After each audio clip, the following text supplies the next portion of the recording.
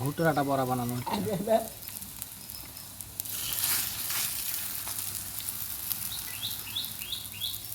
এদিকে ভুট্টার আটা,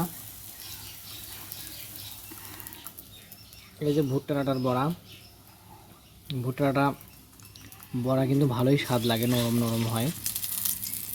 আর ভুট্টার আটা কিন্তু স্বাস্থ্যসম্মত, বাচ্চারাও খেতে পারে।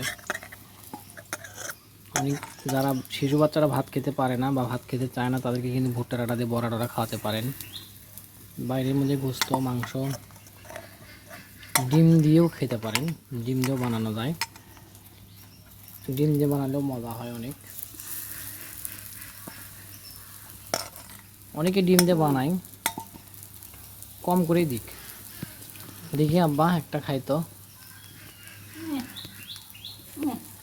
এই যেটা হয়ে গেছে অলরেডি, দেখেন।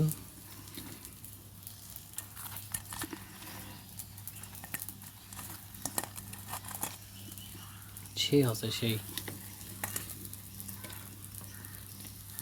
গরম আছে।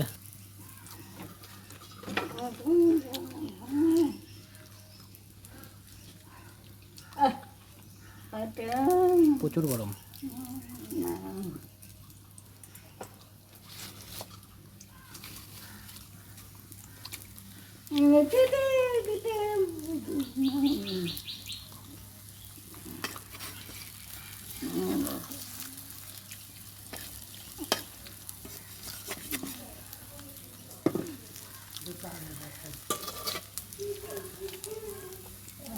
ভুট্টার আটা দেখছো স্বাদ কত?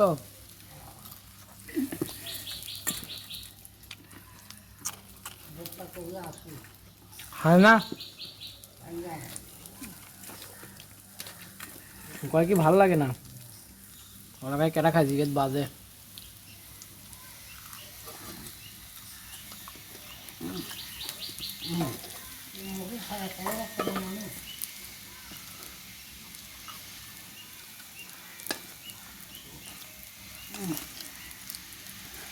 সেই টেস্ট।